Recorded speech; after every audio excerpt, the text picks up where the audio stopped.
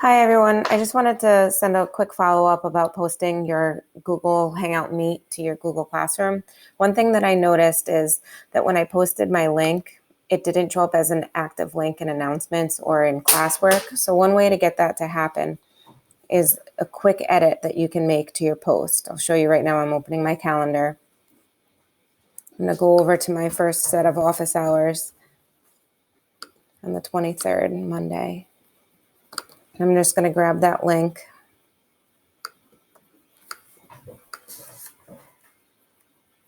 Go back to my class, and when I go to my stream to make my post, and it says share something with your class, this is where I suggested that you make your post. But if you click down here and you hit the add button, and then you add the link, and you paste it, then it shows up as a class video meeting. And then here's where you can give your description to your class. You could give your goals and objectives or your agenda for the class, and then invite everyone to click the link below.